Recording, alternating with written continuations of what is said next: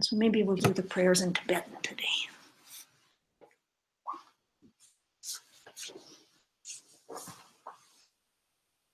Do you want to lead?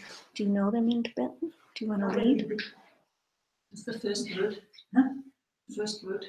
You need to know 2 words.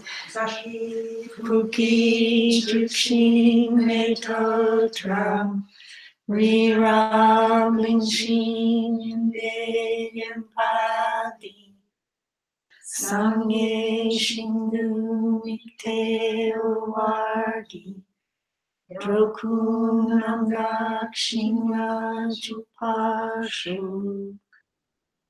Yiranguratnamanda Kamniyatayami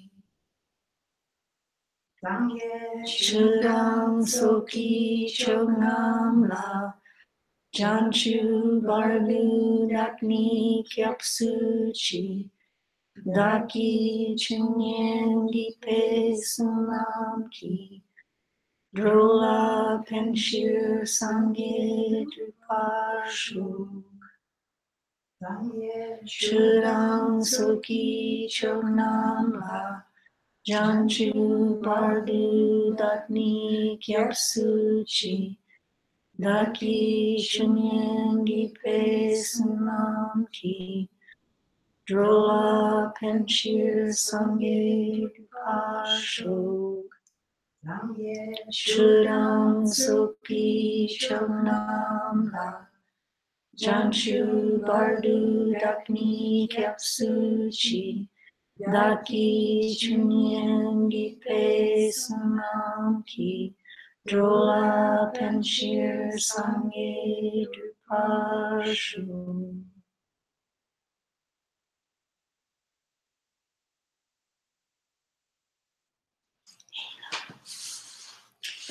So this is in class 8. It's our second class on meditation. So last class, class 7, we began talking about meditation.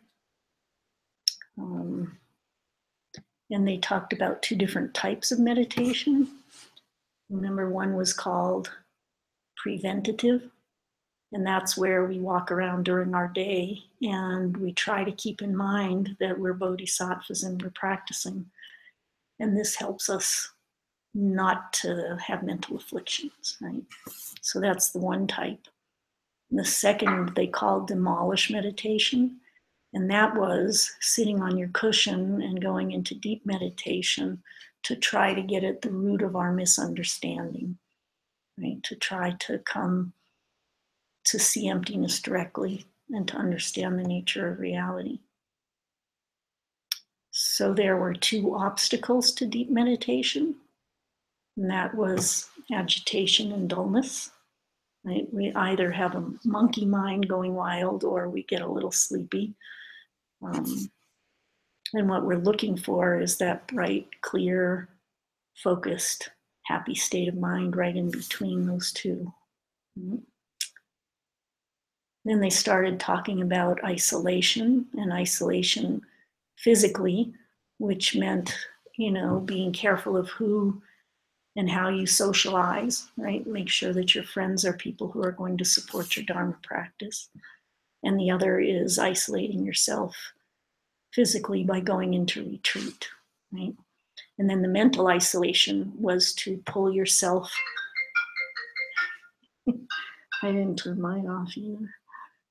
To, go deep within, right? To try to get your mind to go deep within, separate from your sensory perceptions, and really focus so that we can get to seeing emptiness directly.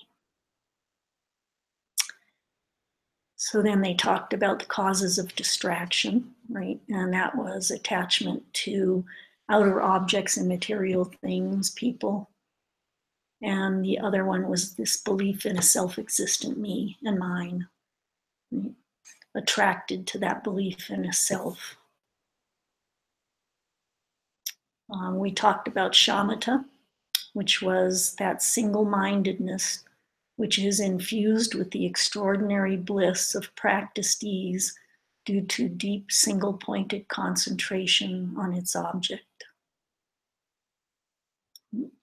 And vipassana, that wisdom which is infused with the extraordinary bliss of practiced ease by the power of analysis of its object, all based upon the foundation of quietude. And the purpose of developing shamatha is to see emptiness directly, right? Reaching shamatha is not an end in itself, it's only that platform from which we can analyze the nature of reality, right? And the level that we have to get to is called ni chokme, which is no lack of time. And that's the place that we'll see emptiness directly. So that's where we stopped. And now we're going to talk about, we're finishing the last class for a little while, right? 5 obstacles to meditation. So this is based on a Bodhisattva vow. And you break this vow if you're not working actively all during your day to try to eliminate these 5 obstacles. These 5 obstacles come from a book written by Arya Nagarjuna, and it's called A Letter to a Friend. Nagarjuna was sometimes considered the second Buddha, and he lived around the 3rd century, so around 200 AD. And this friend that he wrote the book to was a king, right? And Geshe says that back in India, it was very common for someone who had seen emptiness directly to have a friendship with someone who was extraordinarily wealthy. He says that the karma is very similar between those two. Yeah. And that those friendships often happen.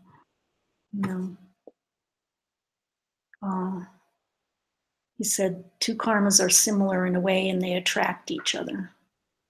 So some of the greatest teachings of ancient India were conversations between these 2 people, between an Arya, someone who's seen emptiness directly, and their very powerful friend, very wealthy friend who might be a king.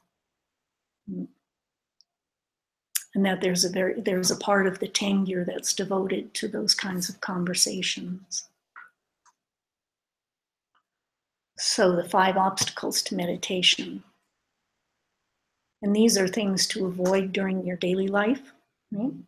In order, if you can avoid them during your daily life, then when you sit down on your cushion, your meditation will be much better, right? Because you've created the karmas to be able to understand things much better. So the first one is restless desire.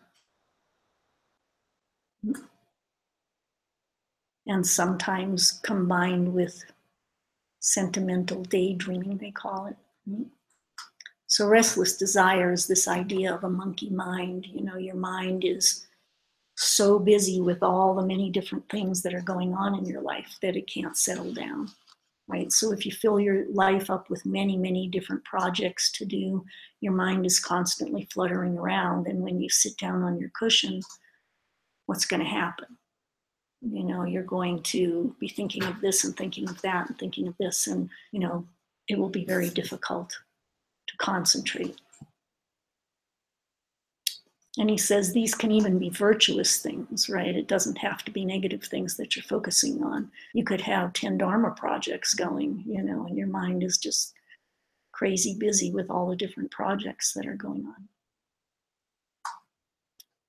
And then the sentimental daydreaming is like thinking about friends, thinking about wonderful things that have happened in the past, thinking about what might happen. You might meet this person, you might see this person. And it's missing people. It's, you sit down on your cushion and all you can think about is how you really wish you could see that person, or this other person. So that's the monkey mind, restless desire. Number 2, feelings of malice or of anger.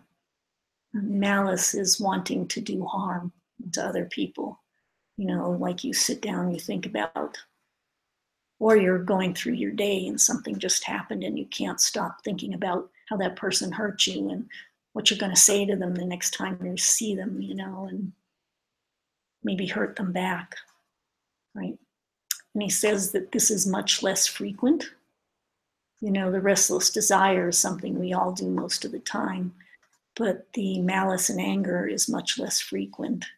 It doesn't happen nearly as often, but it's much more destructive, you know. What's the name of this second?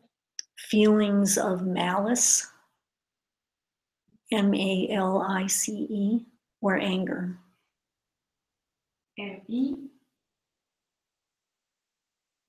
M-A-L-I-C-E. Okay.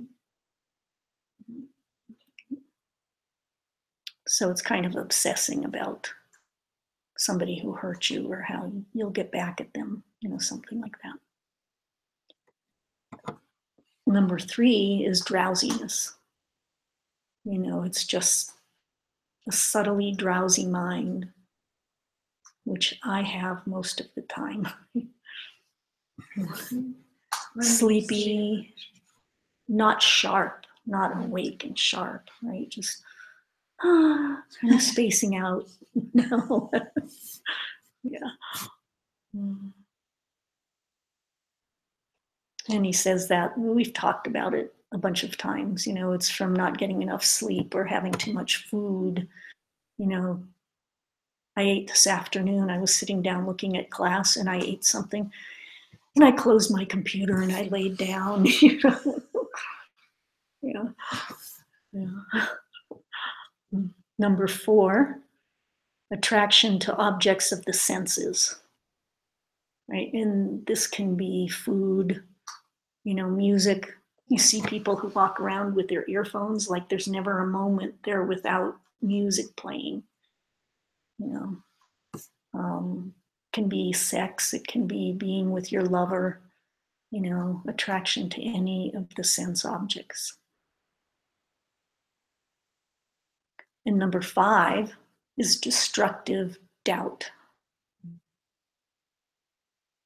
And he put destructive in there on purpose because some doubt is good, or some doubt we all have. You know, we get introduced to these teachings and they start talking about hell realms and hungry ghosts, and, you know, maybe we don't believe that right away. Or they're talking about reincarnation and it's not something we were brought up with, so we're not really sure about that. And those doubts are okay. You know, the Buddha said it's okay to have those doubts. Think about it, research it, you know, try to find the answer. If you're not able to find the answer right now, put it on the shelf. You know, say, all right, I don't understand this right now, but I'm going to keep thinking about it. I'm going to keep doing the teachings. I'm going to find out the answer to this. You know, those are reasonable doubts. The destructive doubts are things like, oh, I don't know if I should meditate today. You know, I've got all these other things to do. Maybe it's not such a good idea. You know, maybe I won't sit down on my cushion today.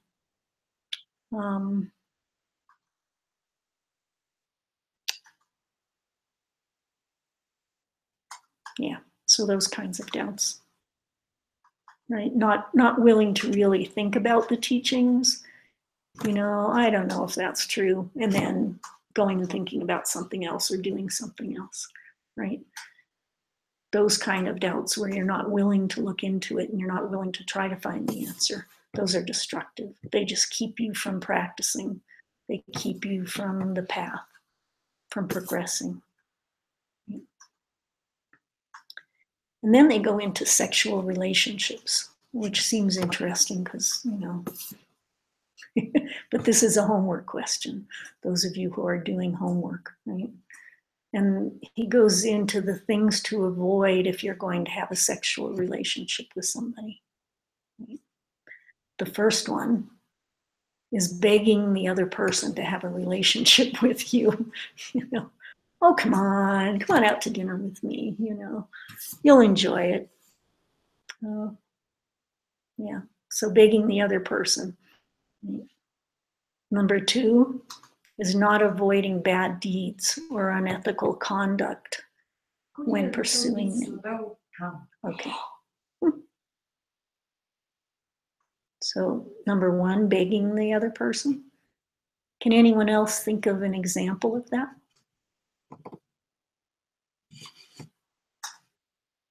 In this course, there are many men. There are so many men. They go into the woman and they are they're listic. What's the name of listic? Like they keep coming after you, even if you say no, say I'm not interested, and they say, oh, well, you'll become interested. Come on, let's just, yeah. Okay, not avoiding bad deeds or unethical conduct when pursuing them. So what would that be? If you steal some money to buy a nice present. Right, steal some money to buy a nice present. How about sneaking out of the house when your parents say you can't go, you know, or something like that. Cheating on your wife in order to have a relationship with somebody. Something like that. Right. Number 3, ruining your reputation by doing non-virtues.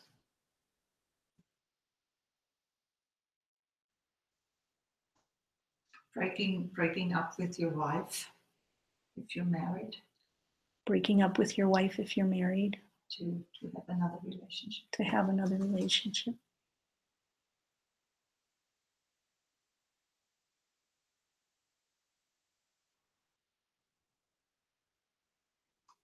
How about drinking too much or something, you know, because you're showing off and you end up insulting people or something. It's a non-virtue and you ruin your reputation. Or you're making a fool out of yourself. Yeah. Because of your habit. Or because of your behavior. Yeah, making a fool out of yourself because of your behavior. That one's kind of like number 4 also. Number 4 is engaging in reckless behavior, right? Which might be, you know, you see some young men and they'll race their car or they'll do wheelies in order to show off, you know, or, you know, I don't know, walking on the edge of a fence or something, you know, in order to show off to the young lady. Something like that. And then I thought maybe something like not using condoms, not being careful about your sexual relationship because you're embarrassed or because you want to show off, right? You don't want them being willing to have sex when you're not ready, right? That's kind of reckless behavior. But you're wanting to show off. You don't want to lose this person, so you're willing to do it. And then number 5 is using up all your money or resources, right? You want to impress the person so much that you buy them expensive gifts or, you know, take them out to expensive places when you can't really afford it, that kind of thing. Go on elaborate vacations or something.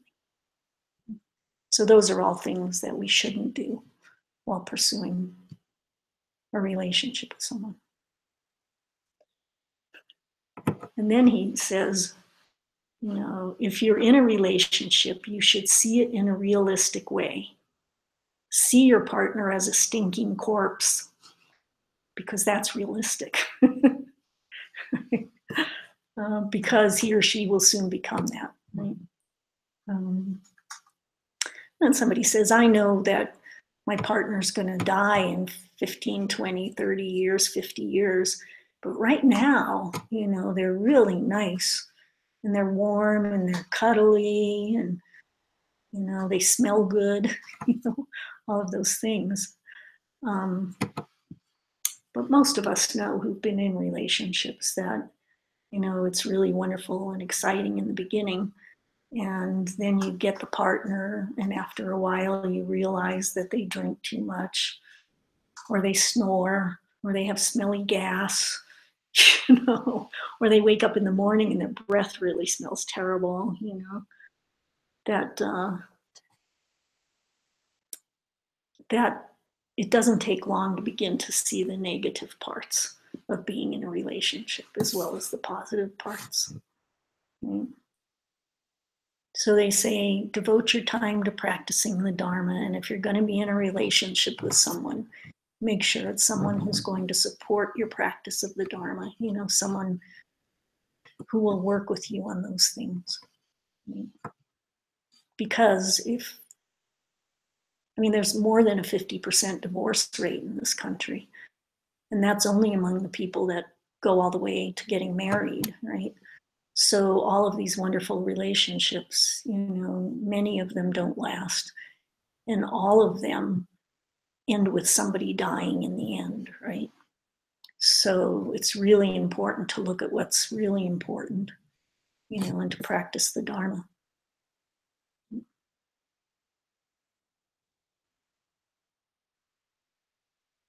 Okay, so that was class 7. So we're going to start class 8 with a contemplation.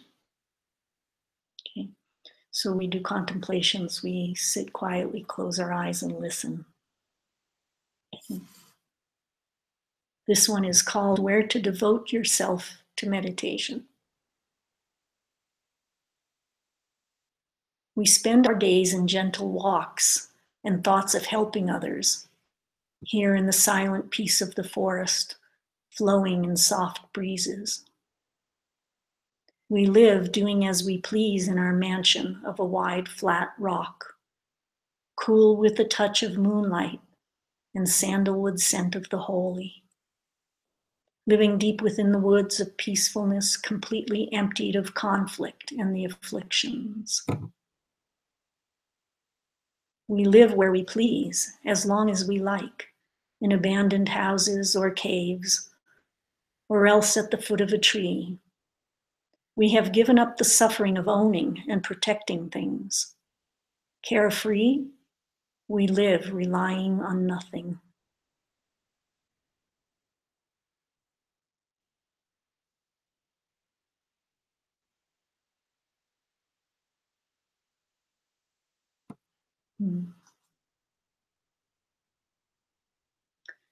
So at the end of the last class, we talked a bit about isolation, right? Isolation of the mind, which means keeping the mind isolated from mental afflictions, as well as going deep within, you know, going into those very deep states of meditation.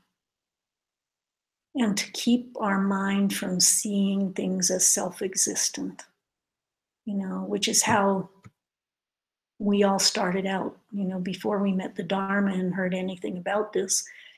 Everyone saw things as self-existent. Things exist out there separate from my perceiving them. Right? They just exist all on their own, whether I perceive them or not. And then we started talking about the physical isolation, you know, of going into retreats. And we had 30-some people up here in a 3-year retreat. Right?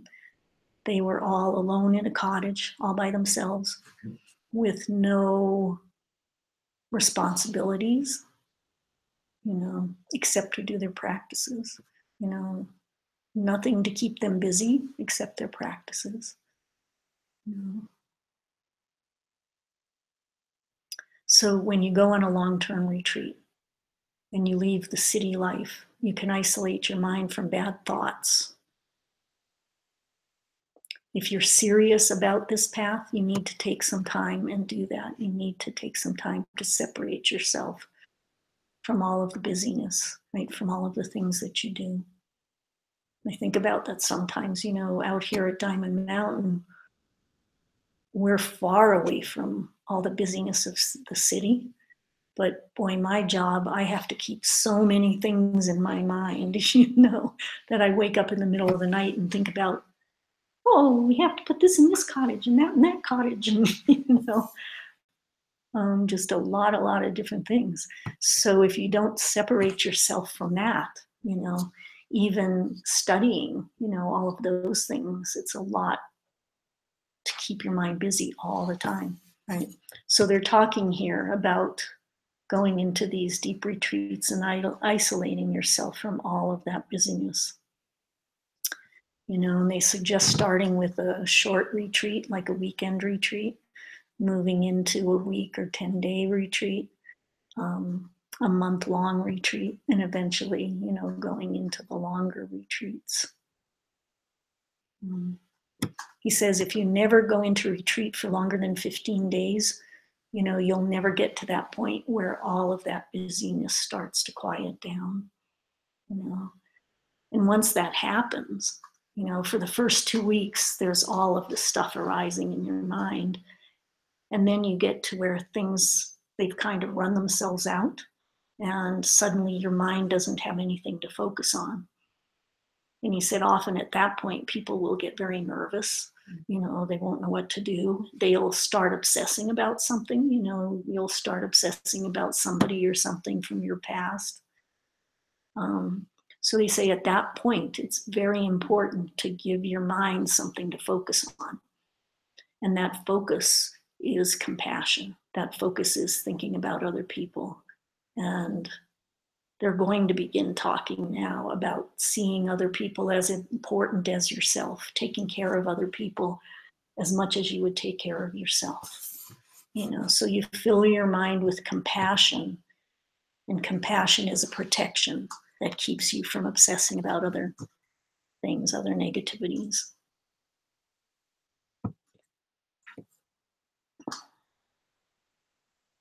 So if you find a nice place in the forest or out in the desert, you know, like this,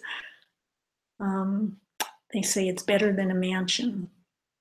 What do they say? A mansion of a flat rock, you know, something like that, that you sit on. Cool with the touch of the moonlight and the sandalwood scent of the holy. Yeah, it's very sweet.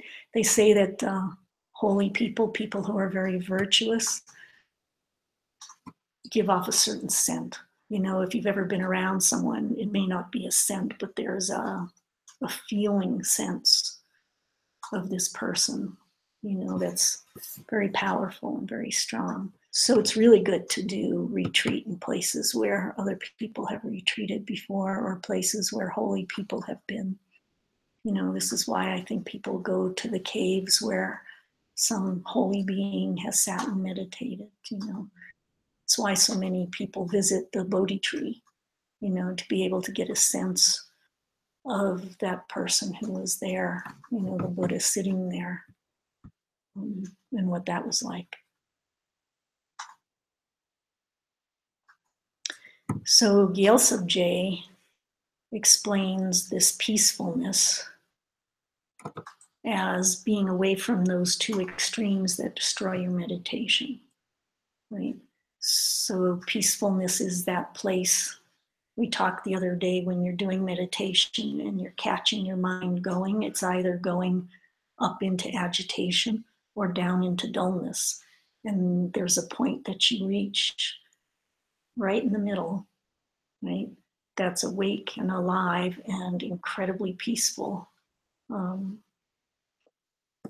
So that's that spot away from those two extremes, right?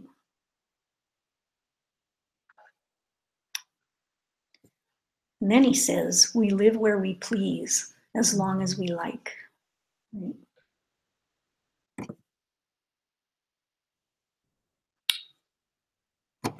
So Shantideva says this is liberation in a physical sense, right? You find your own independence. I remember when I first lived by myself, you know, when I went to make a decision about something, there were all these different voices coming in, you know, I should do that, I should do this, I should do that, I should do that. And those are all the voices of others in my life who were affecting everything that I did, right? So you can reach a place where those voices begin to stop and you find your own independence. You know, you begin to find yourself. So when you go into a long retreat out in the wilderness, they say, you know, expose yourself, release yourself, release all of those things. Be willing to simply be here now. Surrender to the nature of the place. You know, you're in a place where no one knows what you're doing, no one sees you. Right? There's a great independence in that. I can see for myself living out here in the middle of nowhere. When I'm in my house, I can have that independence. And I walk outside and I realize that there are like 5 different houses that can see me.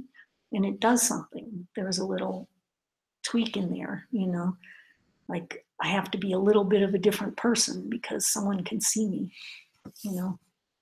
So you find a place out in the wilderness, no one can see you. No one knows what you're doing, you know. You find a great independence in your heart when that happens. You have no one to depend on. You have no hopes. You have no plans. You're just there. Is there a little bit of that in your retreat? I have something to do. Yeah. I have a retreat plan. Yeah. Something to do, a retreat plan. That's all. That's all. Yeah. Sometimes cooking. Yeah. I think the people in the 3-year retreat, they got really good at cooking and baking because it was the only thing, you know. Yeah, they said that. So then Geshe, he wants to make sure that everybody knows that if you're new at this retreat thing, you should not go out in the middle of nowhere all by yourself, you know. You want to have a lama. You want to have a teacher who's helping you, who's knowing what you're doing and who's taking care of you.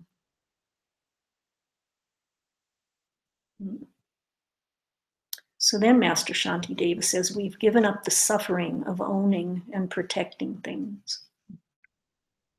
And not too many of us think of it as suffering when we get our new iPhone, you know, or something. But we work so hard in order to have the money to be able to buy these things, right? There's something that you really want, and you're gonna go through suffering and sacrifice in order to get it. And then once you've got it, you know, you're protecting it, you know where it is at all times. You know, you may loan it to someone, but you know where it is and you're gonna get it back. And, you know, so there's always a part of your mind, except for me, because I lose so many things, but there's always a part of your mind that knows where it is, that knows that you have it, you know. So it's occupying your mind, right? And it's creating suffering, right? If something happens to it, you know. Yesterday, my friend told me that her husband made her gift for birthday, and it was iPhone 10. Got a gift, iPhone 10. I'm repeating for the recording. It is about $3,500. $3,500 in Russian. Oh my God. And she said, oh, I don't know, how can I go in the subway or in the street? I have $3,500 in my pocket. How did it? And I thought, oh, how far away it is from me. What can you do if you have $3,500 just to nothing? Oh, you can do a lot of stuff. You can donate there and here and wow. Yeah. So she said, like, how can I go anywhere or do anything? I've got $3,500 in my pocket, you know, and then to think about what else that money could do, you know, what I could do with that. I always wondered about women who had diamonds too, you know. It's like, I found a diamond ring in a McDonald's bathroom. Oh. Somebody had taken off their diamond ring to wash their hands and forgotten to put it back on.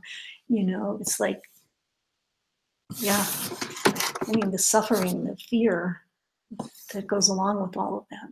Not too much time is I'm here, but it's so strange for me to have expensive jewelry, to have iPhone 10. What is it? iPhone 10. New iPhone. It's a new telephone. It's a new iPhone. New cell phone. Yeah. Yeah. Okay, so yeah. So lots of suffering with owning things, with trying to get them, and then with protecting them, right? Okay. If you go on retreat, you're freed from that. You don't have the anxiety of trying to get something, and you don't have the suffering of having to protect it.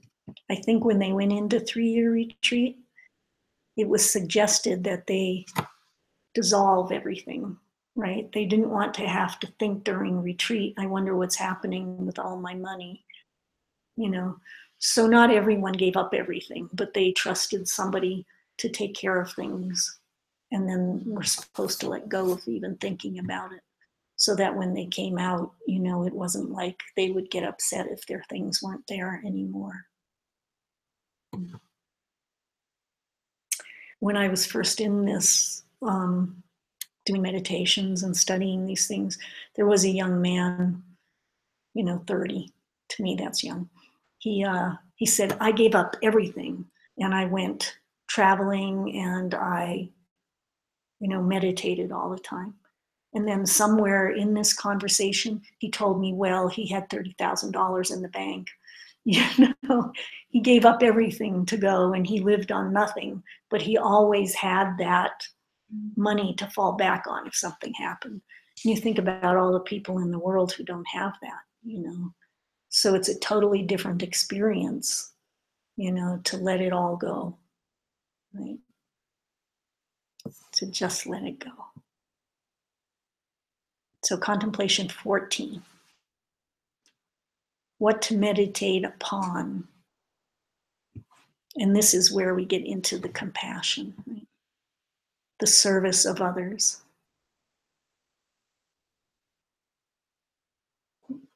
Think of these considerations and others as well. Contemplate the benefits of isolation, put an end to useless thoughts, and meditate upon the wish for enlightenment. From the very beginning, exert yourself in the practice of treating others and yourself the same.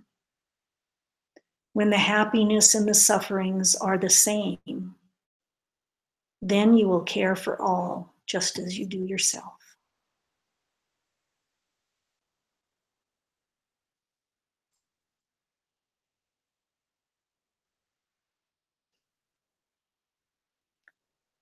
So Geshe says this class is extremely important. He says being able to care for others as much as you care for yourself is a crucial goal of Buddhism. Right? What is crucial? Crucial is not just very important, but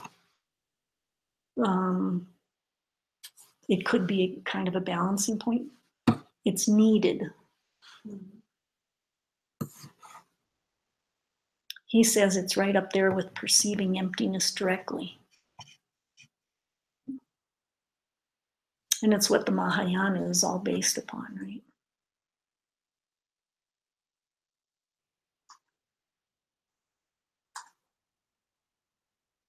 And then he relates it to giving up the effort and the suffering of trying to get things for yourself and trying not to lose the things that you have.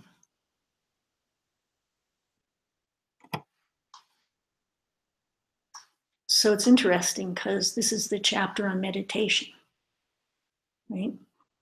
It's our second class on meditation, and we went through a few of things about meditation, right? But now the whole rest of this chapter is going to be about this.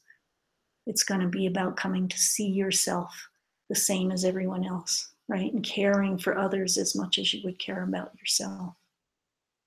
So it must be important. It must be incredibly important. So we all think about, meditation being sitting on our cushion, crossing our legs, focusing our minds, and here they're talking about this idea of compassion for all as being equally important.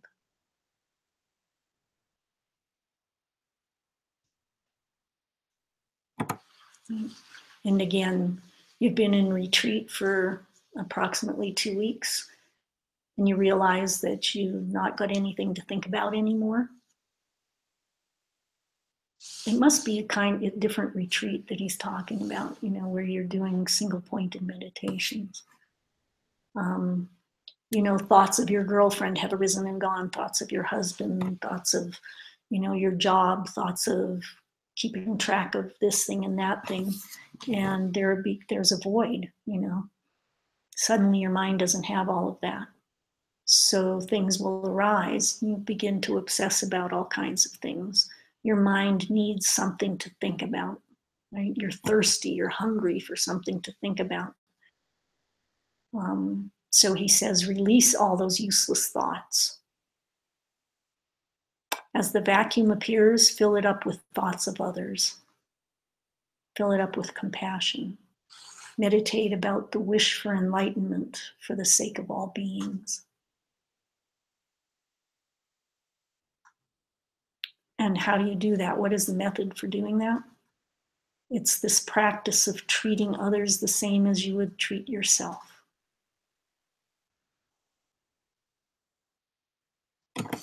So he's going to go through 2 different methods to get bodhicitta, to reach this place where you can care about yourself as much as everyone else.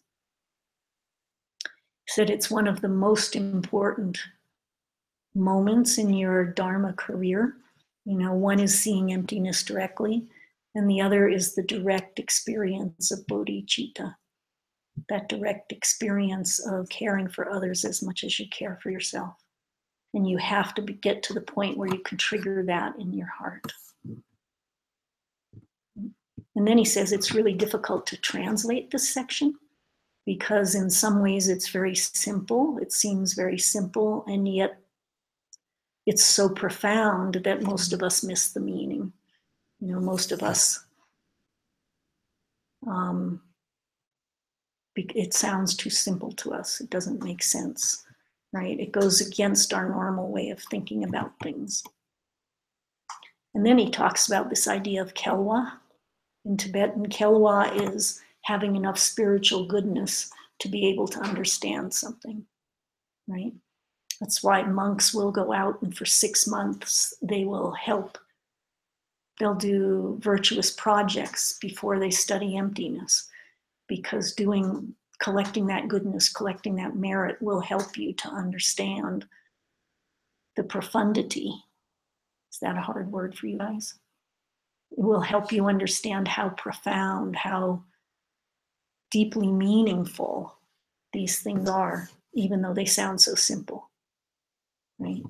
So he calls it a very sacred practice and a very holy practice, treating other people as you would treat yourself, right?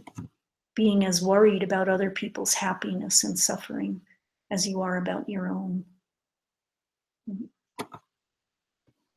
So if you think about it, I get a cold and I am really concerned about myself. Am I drinking enough? Am I getting the right medicines? Am I eating the right foods? Am I getting enough rest? But then you hear about a friend of yours who maybe just got Lyme's disease or, something like that. And it's like, oh, I'm so sorry. And then you go on and do something else, right? There's nowhere near the same kind of caring about the other person as you care for yourself, except in certain cases like mothers, or husbands or wives, then you might care a little bit more, right? You might take a little more care. Okay, contemplation 15.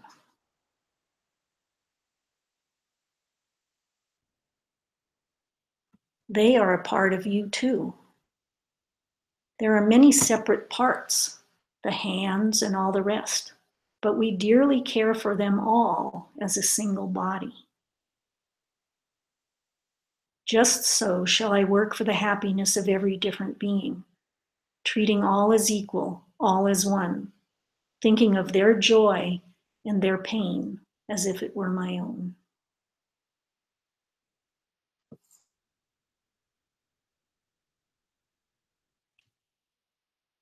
So now we start getting into some arguments about, trying to convince us why we should be doing this, right? And the first one is that there are many, many different parts of your own body, right? This is that all parts, the one in the parts, You've got an ear, you've got a hand, you've got a foot, you've got toes, you've got fingers, right? There are many different parts, and we decide we can treat all of these parts as one me, that really it's a concept in the mind that all of this is me, and where does the me stop, right? Where is the edge of me? There are many, many different kinds of beings. There are beings on other planets, beings in different realms, right? Beings in other places on the other side of the world. There are a lot of different beings, right? There are beings in other dimensions. And this is one of those things where we, maybe that's true, and maybe it isn't. I don't know, right? But if you think about your body, they've shown us that our eyes can only pick up a certain spectrum of the light spectrum, that you can have other instruments that show you that there are other frequencies of light out there than we can experience ourselves, even among different people. Some people will see color and other people don't see color, right? So those people who don't see color, do they say color doesn't exist? Or is it that, color does exist, I'm just not able to perceive it,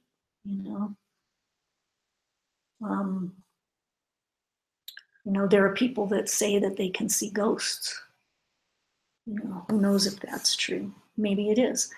But if we understand that this instrument, that the instruments of our senses only work within certain ranges, there's no reason to believe that there aren't things beyond those ranges just because we can't sense them ourselves, right? Dogs can hear sounds that we can't hear, right? Does that mean those sounds we can't hear don't exist? As you get older and your hearing starts to go, is it that the world got quieter? Or is it that our instrument is no longer capable of picking up those things? So we haven't experienced these other beings, but there's no reason to believe that they don't exist, that they can't exist, right? So there could be many, many different kinds of beings. So then you think, well, gosh, even among the ones that I can sense, there are so many. There's no way I would be able to care for them all as myself. I have enough trouble providing shoes and clothing for my own children. How am I possibly going to do that for everybody in the world?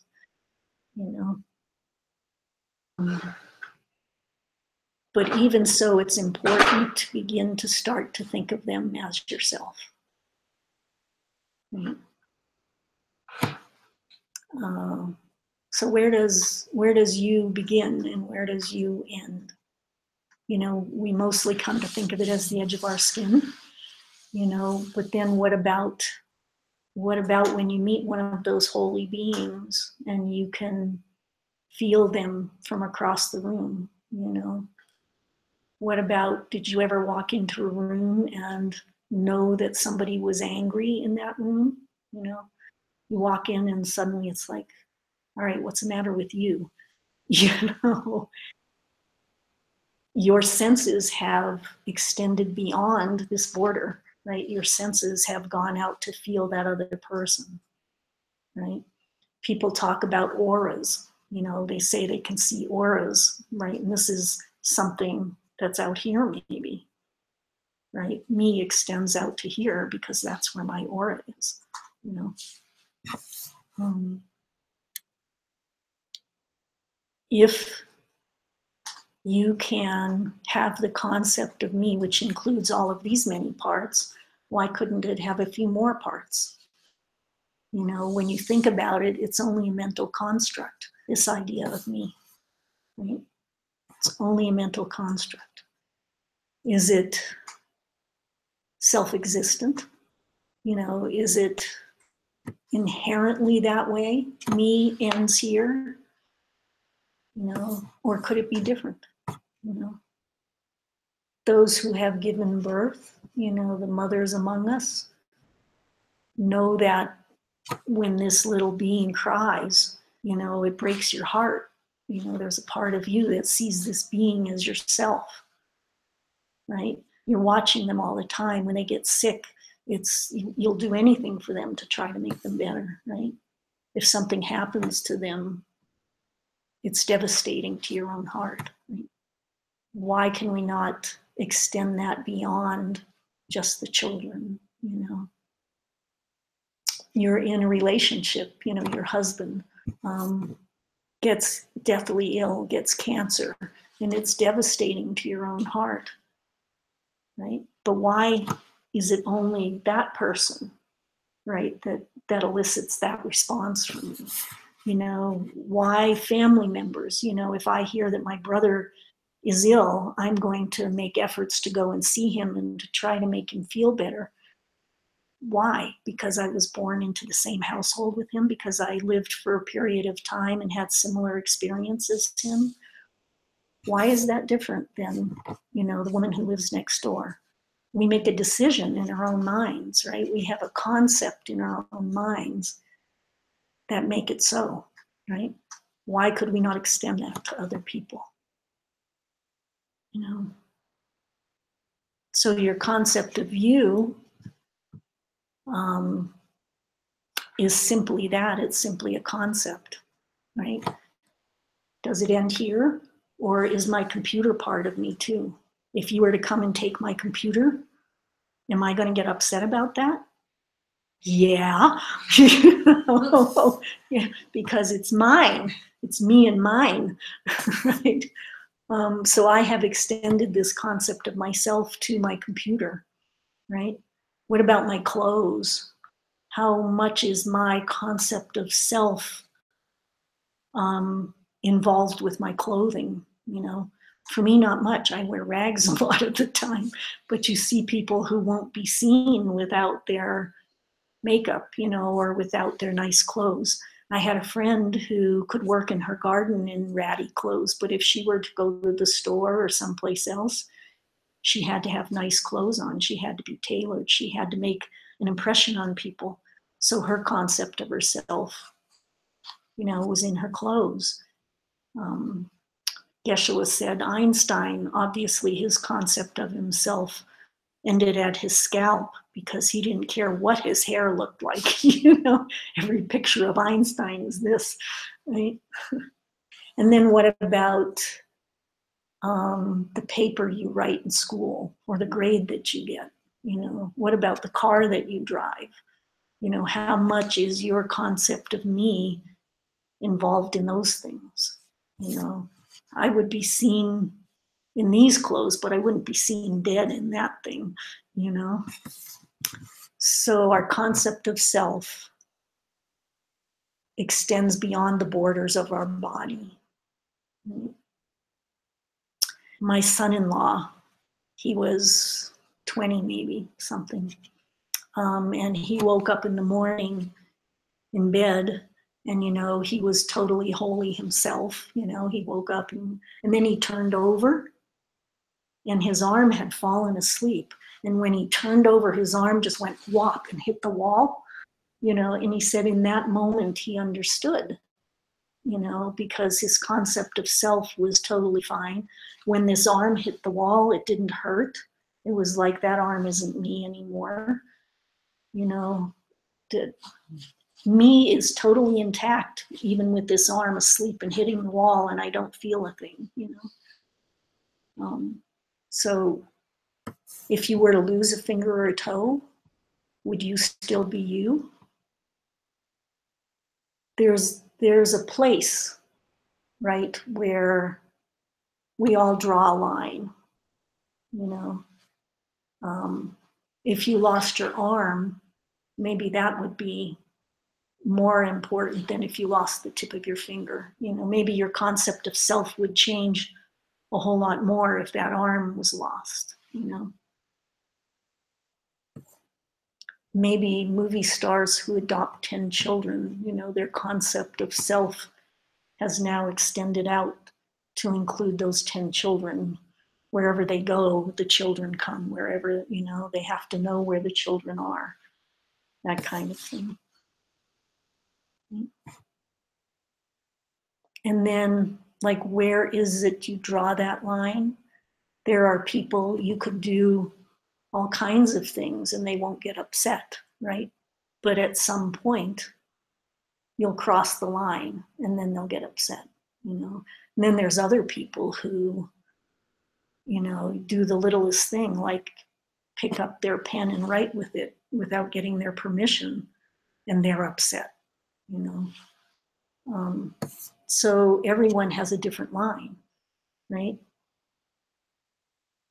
Me, you're hurting me, is in a different place for each different person. You know?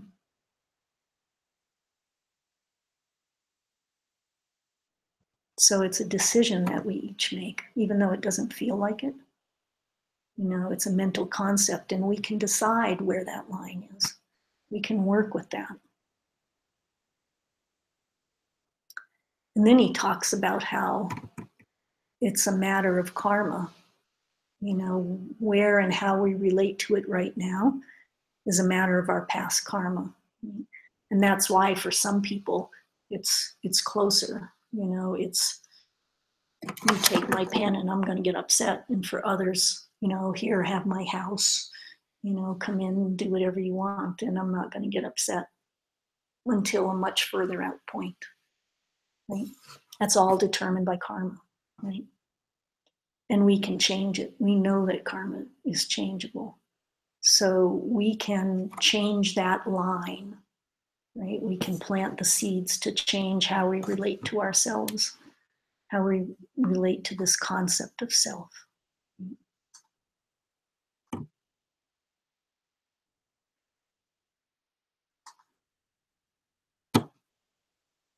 That line is arbitrary.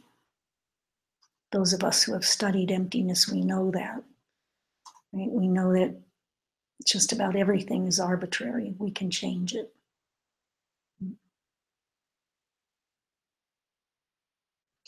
So you can think about people like Mother Teresa. Her concept of self, you know, included all of the people in the streets that she could help, you know. Gandhi's concept of himself extended to all the people in the country that he was trying to help. You know, he starved himself in order to make their lives better. You know. Geshe-la talked about Albert Schweitzer, and I didn't know who that was, so I had to look it up. He won a Nobel Peace Prize, right, for his philosophy of reverence for life.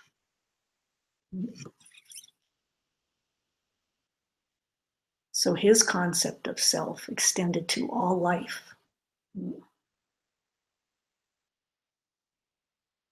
And Geshe-la says you have to change this concept of self as ending here if you ever want to reach freedom and happiness.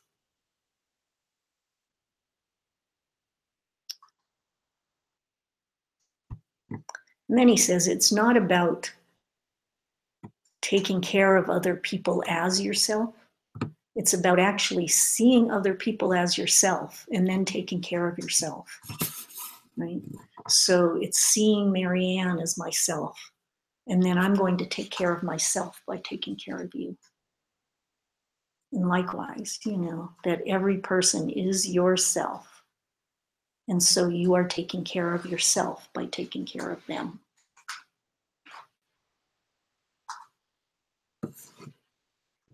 And he says, if you think of other people that way, it will become like I cut my finger. oh, well, I'm going to, wrap it up. I'm going to sanitize. I'm going to put alcohol on it. I'm going to put a Band-Aid on it. I'm going to do everything I can to help it. I don't think my finger has to thank me for it. I just fix my finger, and then go on about my business. So other people will become like that also. You will help. I help myself in the form of Luba by getting her medicines, and I don't expect her to thank me for it because I'm helping myself. It's not helping somebody else, it's helping myself. And he says the scriptures are very, very clear about it.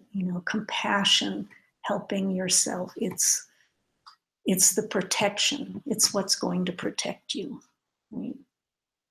He says if you don't want the boogeyman coming into your retreat, or they sometimes say the demons coming into your retreat, coming into your life. And the boogeyman, like who is the boogeyman? The boogeyman is the thoughts about negativities. It's the negative thoughts, it's the anger, it's the jealousy. The demons are those things within yourself, within your own mind, that are going to create negative karmas for you. Right? If you don't want them coming into your retreat, your protection is compassion. Right? Your protection is caring about others as much as you care about yourself. So he says you put up the bodhicitta fence, right? You put up your love and your compassion to protect you and to protect your retreat. He says the demon is not this guy with black face and big ears and fangs and things. He says the nature of those beings is compassion. The nature of those beings is love.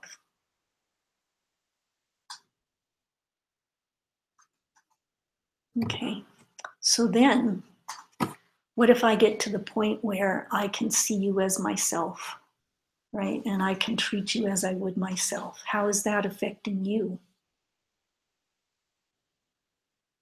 Does that have an effect on you? Right? Okay. How you see me is a matter of your own individual karma, right? How I see you is a matter of my karma, right? We have separate mind streams. So I might do something wonderful for you, and you might see it as something wonderful, and you might be very grateful for that. But I might do something wonderful for you, and you think that I'm meddling in your business and I should keep out of your stuff, I might do something wonderful for you, and you might think I'm only doing it because I think you're not capable of doing it yourself. I've run into people who get really upset. Don't you think I'm capable of that? So what happens in your mind and what happens in my mind are two separate things, right? I can be perfecting patience. I can be perfecting this loving you, seeing you as myself.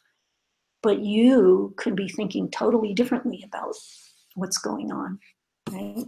Our mind streams are totally different. They're, I have to find it. By definition, your mind stream is the karmic result of your own past deeds, right? So my mind stream is the karmic results of my past deeds. Yours is totally different, the result of your past deeds. And never the twain shall meet. They will never become one. I am practicing seeing you as myself, but we're never going to become one. We will always be two separate mind streams. He said that's a basic tenet of Buddhism. I can't collect good karma for you, and you can't collect good karma for me.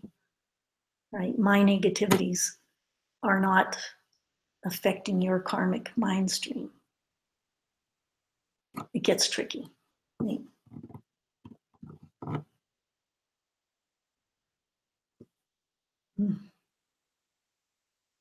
Okay, next contemplation.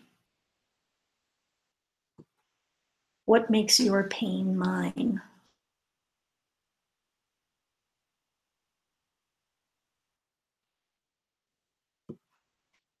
Suppose you object and say that your pain never hurts the body of another. Even so, your pain is something you can't bear for just one reason. You're grasping to yourself.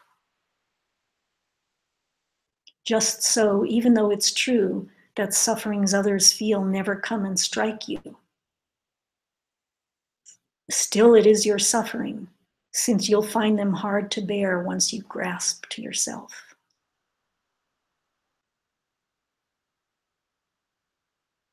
One of the main objections, right? You stick a pin in my finger and I'm going to go, ow!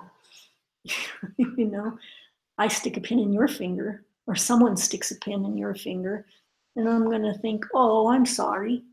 You know, it's a totally different thing, right? I can't feel your pain, and you can't feel my pain. But pain is pain, right? And the fact that that pain is existing should be as important to me as my own pain.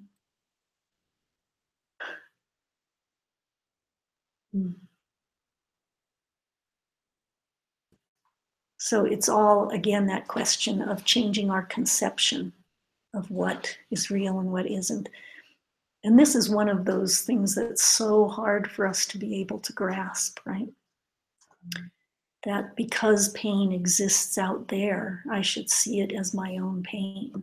You know, because it exists, I have to do something about it. You know, the only reason my pain is different is because I grasp to it as myself. So perhaps we can grasp to others in the same way. Say if somebody scratches your back or somebody gives you a massage, you know, I'm not feeling that release of tension. You know, I'm not going, oh yeah. But the only reason I'm not is because I am grasping to myself, but I'm not grasping to you. Right? It's too painful to feel all pain as myself, as mine. It's painful to feel all pain. It's unbelievable pain.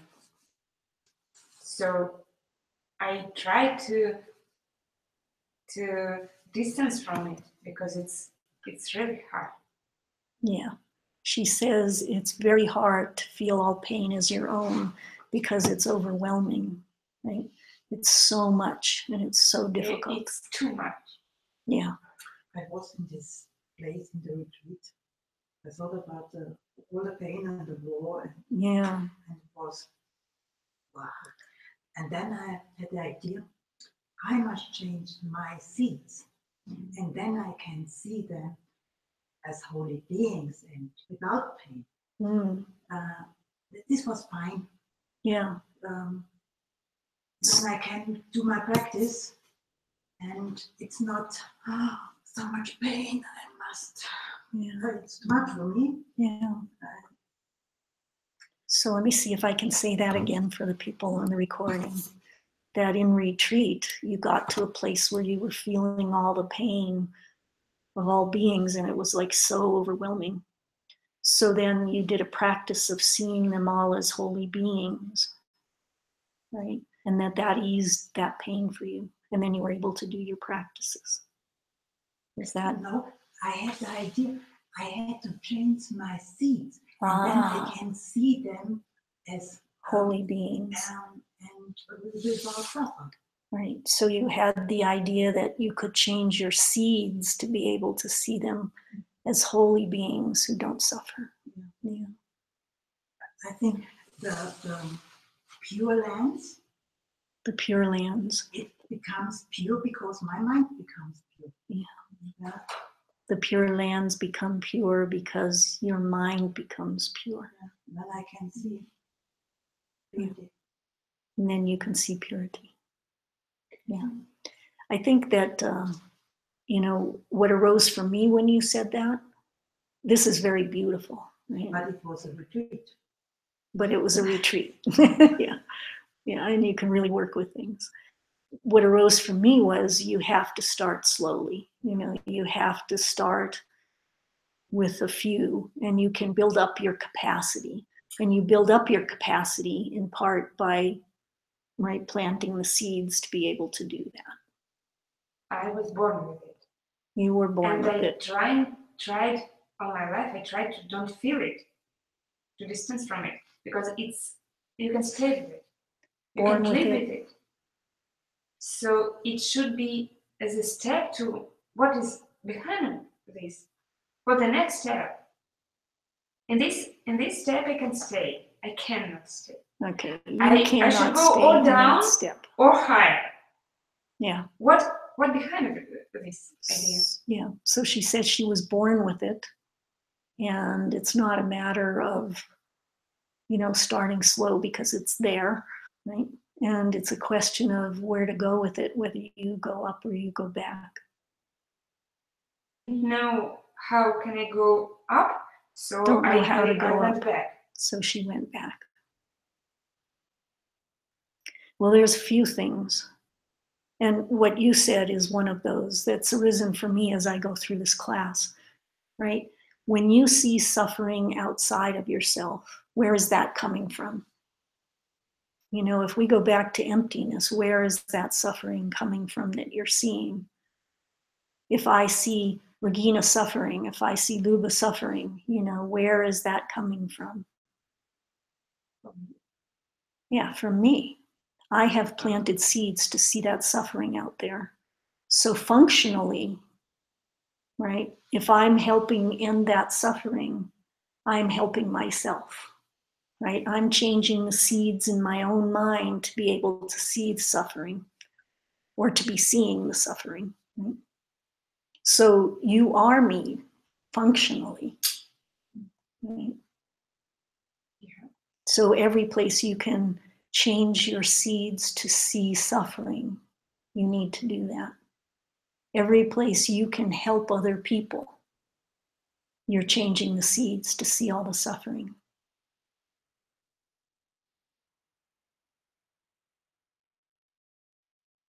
Every little place you can do some goodness, you're changing the seeds. So functionally, every suffering you see out there, every person you see out there is you.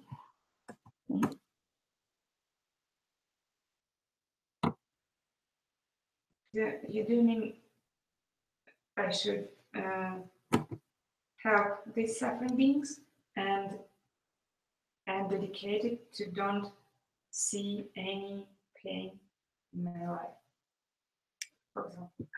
Sounds good. I think one of the big ways for changing seeing suffering is the practice of Tonglen, that willingness to take on suffering and transform it in your heart to something better, to some goodness.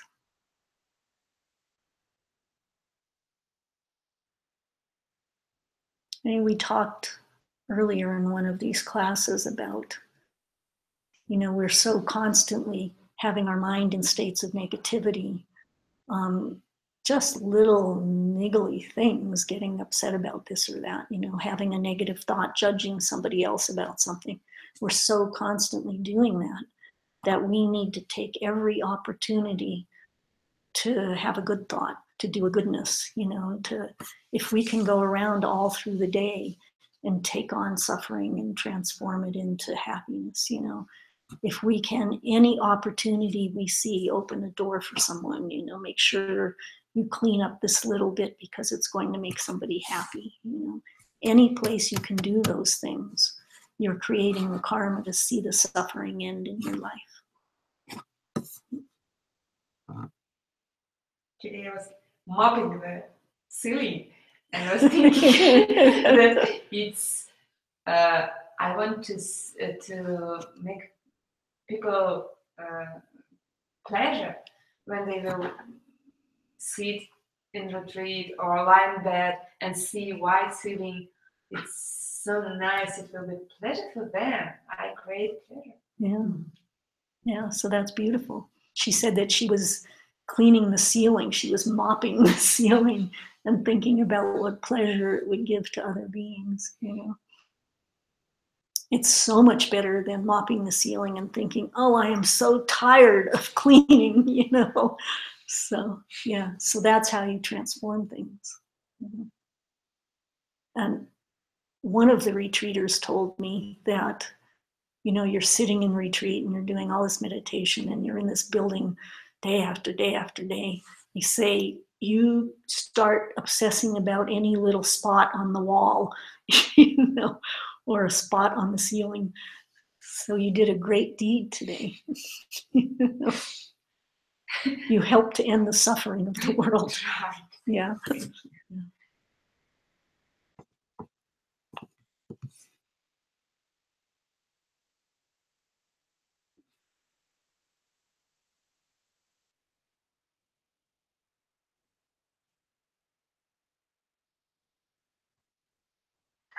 So he said that if you begin to do this, if you begin to make it a practice to see others as yourself and to help wherever you can, you know, you will become very good at observing other people, you know. And Geshe used to talk about a monk, I think at the monastery he was at, and this was a person who would greet anyone who came, you know, and he would bring them in and, you know, would you like a cup of tea? And he would get to where he could see where their eyes were drawn, you know, so he would know just because they glanced at this cookie over there that they really wanted a cookie, right? And he would offer them that, you know, that we can get, if this is our practice, we can get very good at seeing what other people need. You know, someone walks into the room and you know there's something going on with them. And so you ask them kindly, are you okay? You know, or get them, you know, something that will make them feel better. You know? So as soon as you sense something going on, you're already there offering, you're already there helping because you're aware, you're awake. So then what happens when there's something you want and somebody else wants the same thing, right? It's the maple donut story. Have you all heard the maple donut story? You walk into a donut shop and you've been dreaming of a maple donut for hours, you know, and you walk in and you can see over the other end there's one maple donut left. And you start going for the maple donut. And then this elderly couple comes in and the woman says, oh, I hope they have my maple donut, you know. And you're faced with a choice, you know. You really want the maple donut, right? But so does she, and her desire for it is equal to your own, you know. Her wanting the happiness of the maple donut is equal to your own. So what do? You know? So those of us who are understanding karma and emptiness know the only thing to do is to offer them the maple donut, you know, make them happy. And then you'll have so many maple donuts in the future, right? Then they will bring in a new tray. Yeah, just 2 minutes later, because the donut's gone. Yep. We can begin to see things happen even that quickly, right? You dream of a mop that can go under a bed, and look, within a week, there it is. Wow. Yeah. So then he says that, you know, we think when we practice something that we're getting good because we're doing it over and over and over again. But he says practice is just watching karma create something intentionally. He says that by doing something over and over, you're planting the seeds to be successful at that thing. It's interesting. It's a different take on how karma is created. Okay, contemplation 17. Does anybody need a break? Yes. Okay. You see that? I felt.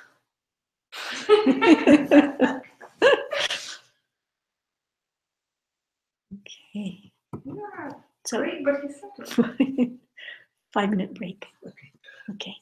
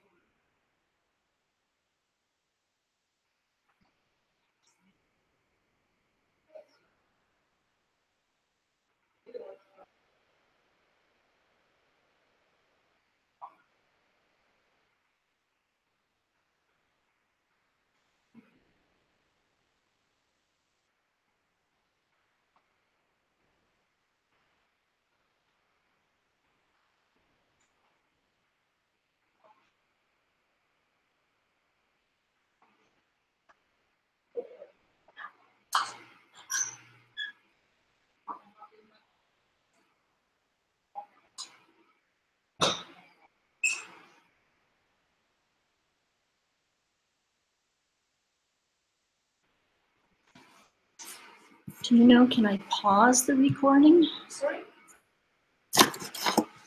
Can I pause the recording?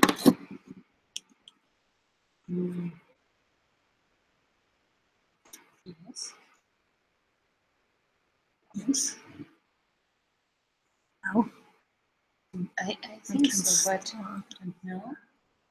Okay. You can turn off here. But will it stop it? I don't want to stop it. Just pause it. Will it be stopped? Or is it, I don't know. So maybe for now we'll leave it. maybe if we'll leave, we can do it. And we'll test it another time. Yeah. Do you know, is there a noodle? Noodle?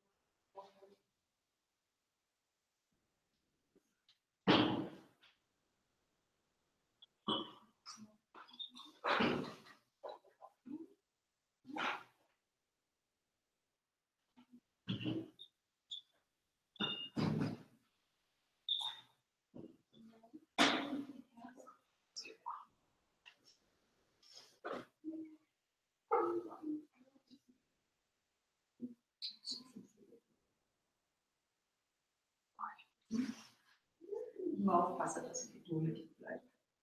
Also geduldig bleibt dazwischen. Macht man doch Pausen. Überhaupt nicht. Süß. Wenn ich die alten Teachings höre, dann sage ich, Freunde, das können Sie doch mal bequatschen. Interessiert doch keine Sau. Oder denke ich, jetzt hör halt zu, den nächsten Satz erklären muss. Ich will echt aufpassen.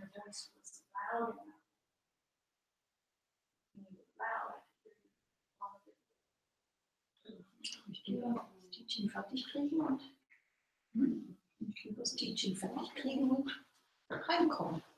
Maybe there's a way to have another microphone.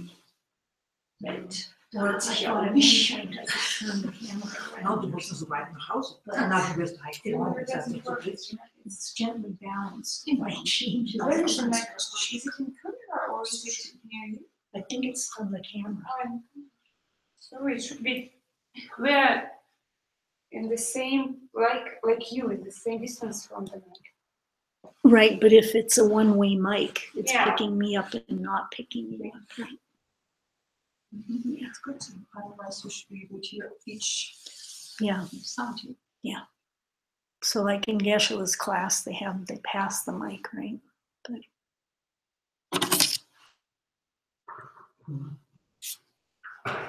But I think it's hard for people who are just watching the recording, you know, that they can't hear anything that you're saying, especially if you go on and on, you know.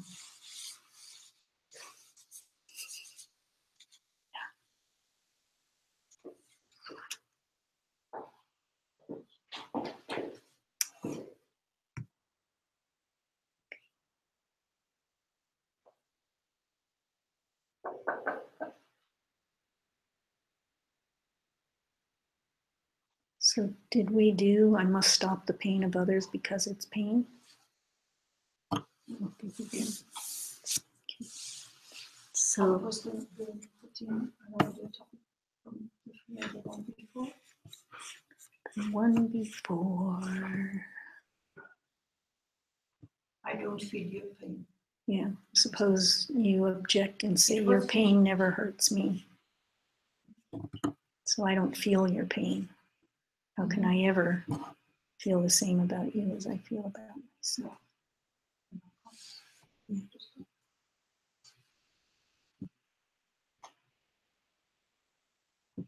Okay, contemplation 17. Logical proofs for compassion and love.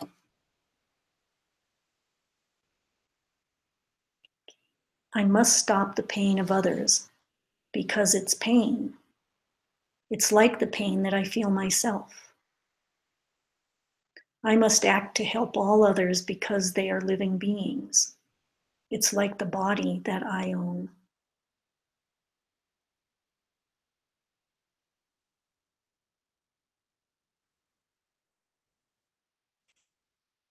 So the proof that compassion and love are reasonable. Right, and this is from Gyaltsab Je in the form of classical logic, which show that compassion, which is wanting to remove others' suffering, and love, which is wanting to make other people happy, are reasonable attitudes. So debate form, right, is consider the suffering of other beings, right? Basically that's saying let's debate. Consider this, the suffering of other beings. It is right for me to remove it because it is suffering. For example, it's like my own suffering.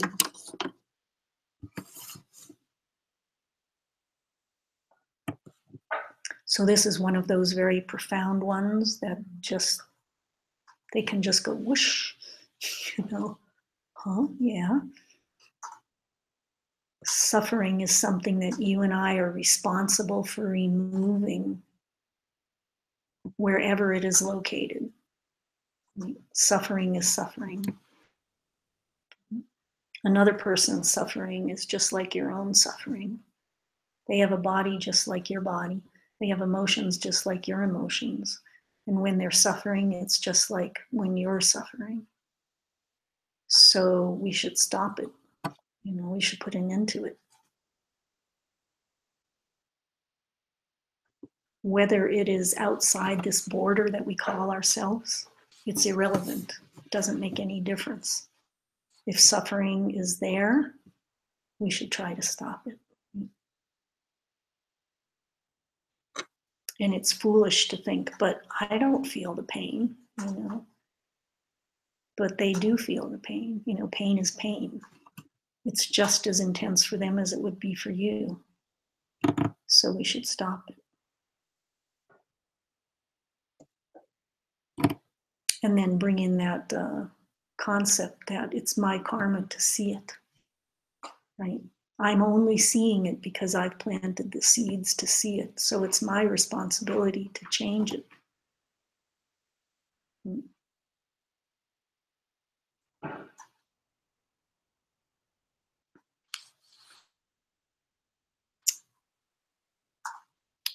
So next proof. Consider the happiness of others. It's right that I should work to achieve it because that person over there is a person. For example, it's like how I bring happiness to my own body. And I think the argument here is the same, right?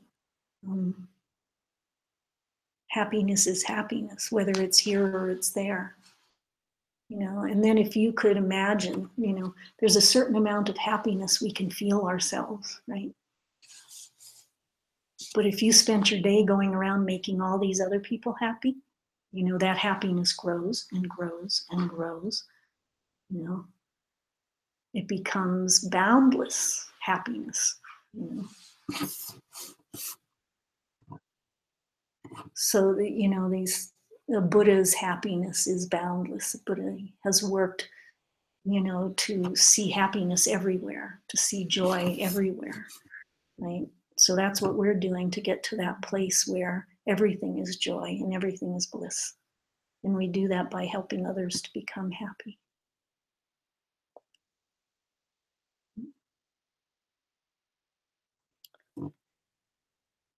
So Geshe-la says, you know, try it. Go out and try it. You know, try making people happy. Go give a cookie to Luba. Make her happy. Watch the smile on her face. Sit back and enjoy it. You know, make this boundless happiness everywhere you go. So he tells the story of an old Lama from the monastery, probably in New Jersey, and he's out with him one day. And the Lama says, come on, let's sit down here by the highway, right? And they're watching the cars go by, you know, and he says, wow, look at all those cars going by. And Geshe-la says, yeah, cars going by, yeah. You know, and time goes by and he says, every one of those people are going somewhere, you know. He goes, yeah, okay, they're all going somewhere, you know. He says, why are they going somewhere? You know, what are they doing? Each one of them is trying to make themselves happy. You know, each one of them, maybe they're going to work. You know, why are they going to work? To get the money, to do fun things, to buy clothes, to take care of themselves. You know, every one of them is moving because they're trying to find happiness somewhere, somehow, right? And they say it's very, very wrong to just be concerned with your own happiness. It's very small, isn't it? To just be concerned with your own happiness. So then they talk about the democracy of love and compassion and give 2 reasons, right, to remove your own. Two reasons why it's wrong to work only for your own happiness. So the first one is, I and others are exactly the same in that we both want happiness, right? You can't find any creature that isn't out looking for happiness. You know, whether they're looking for food or shelter, or I don't know if you guys have seen, they'll put pictures on the internet of crows in the snow sliding down hillsides and then flying up to the top and sliding down again, you know. Or you see a picture of a polar bear just like going, oh, in the snow, just really, or a panda bear. I've seen that recently, you know. It's like every creature is out seeking their own happiness, right? Why is our happiness so different than anyone else's? You know, again, it's that arbitrary setting, this is me and this is mine. It's grasping to the self, right, that has us just seeking our own happiness. Right? And how great it feels when you can make someone else happy. Mm-hmm.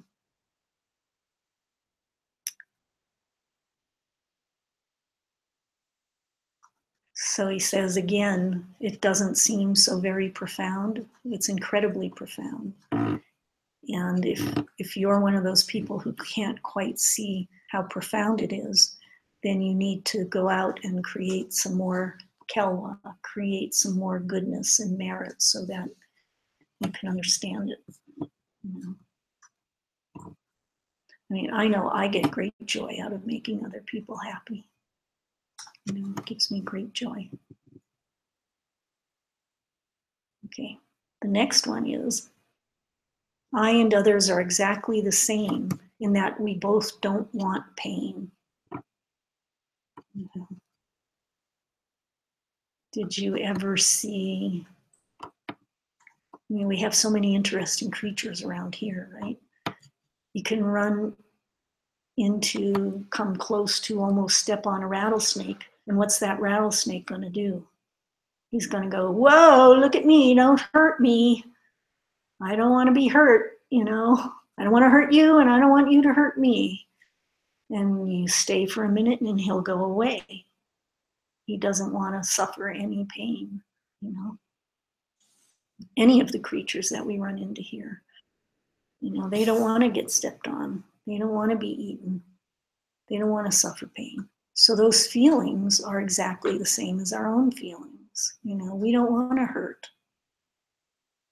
We spend an enormous amount of money on nutritional supplements so that we won't get sick, you know, or medicines to make ourselves better. You know, we don't want to feel pain. Nobody does. So why are we discriminating? You know, why are we saying that my pain is more important than your pain? Right? To you, your pain is equally as important as my pain. So let's stop discriminating, you know. Why is it that we care about the pain of this person who was born into the same family and we don't care about the neighbor suffering the same pain? You know, why is it makes me sad when someone I know, you know, there were just these big fires in Santa Rosa, and it was like thinking, in California, I know there's some more happening right now, but there were some happening in the town where my daughters live, you know, and where I lived for 30 years or something. And everybody was going, you know, did you know someone who lost their home? There were over 9,000 people who lost their homes. And my concern was, do I know anyone? You know, why am I so concerned about people I know as opposed to those people that I don't know who are suffering exactly the same pain? Why was that more important to me than these fires that are happening right now and people are, you know, suffering because of them? Why am I discriminating? Pain is pain and suffering is suffering. You know?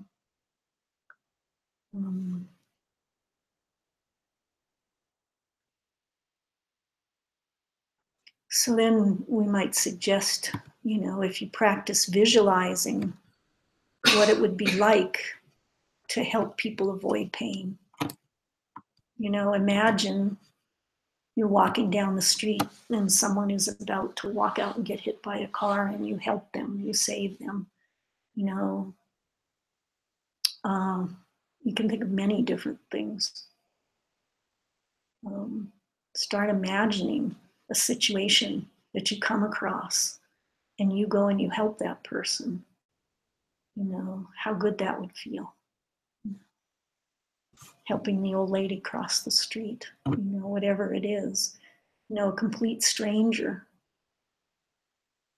Help them out, visualize what that would be like and feel what it would feel like to create happiness in other people or to help other people avoid pain. You know?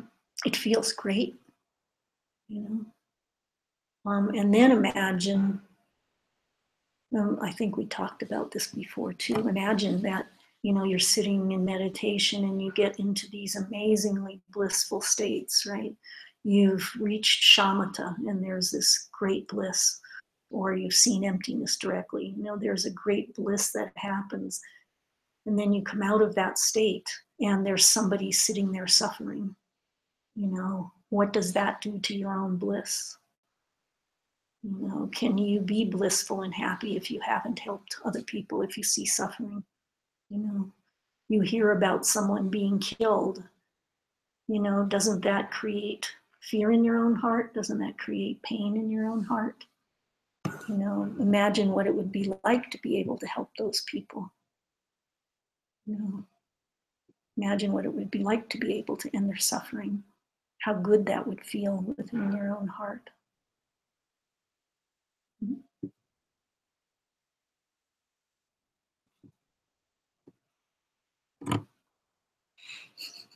And then imagine a world where everyone you see is happy.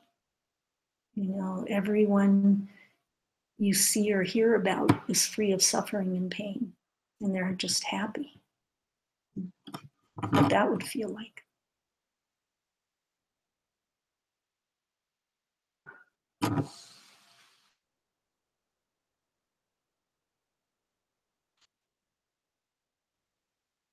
So then he says, see what you can do to make someone happy, and then think about it. Like, why did you do that? And he says, try to get to the point where you've done it because that person is just like you. You know, that person is me. You know, I've done it because they're me. And remember that functionally, they are you. Because the way you create your own happiness is by making others happy. With karma and emptiness, it's the only way you can have happiness yourself. And in one of the classes, we talked about the field of other beings, right? The way you make your life more beautiful, you plant the seeds in the field of other beings.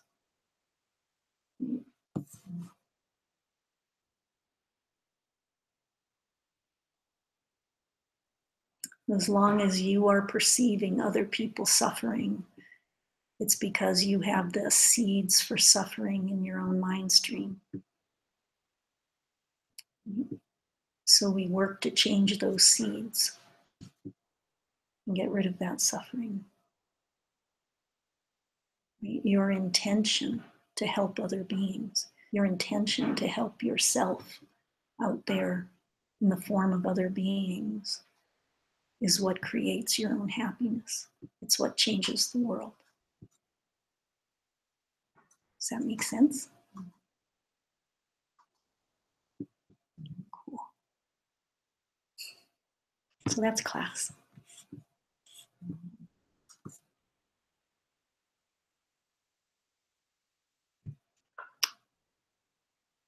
So our meditation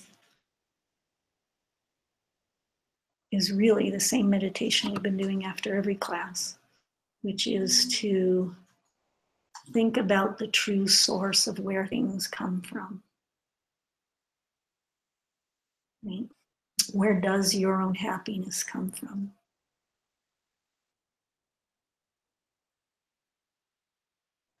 And where does your pain come from? Right? What is the true source of where the things that make us angry come from?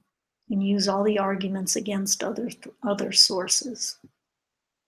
You know, could it be a primal being? What other, you know, where else does it come from? Is it the Big Bang? Is it random? You know, where do things come from?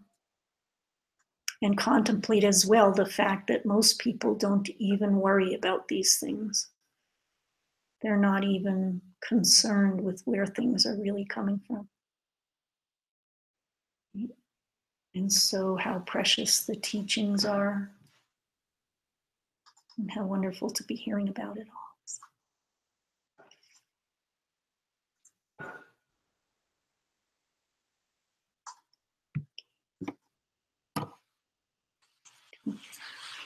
Thank you too. Koki jukshin metotram virablinshin yunle gimpadi sange shinu mikte wargi drokunam dakshinra chupasho Viramuranamandawa kamnuyatayami dikeokum sunam yashe zogzogshi sunam yashe lejunle dampar kunito parshu.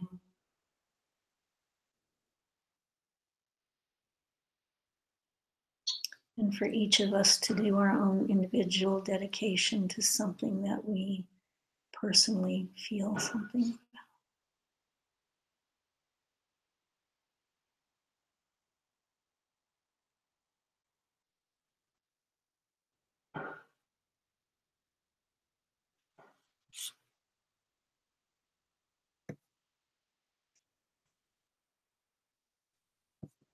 So today's Thursday, thank you too.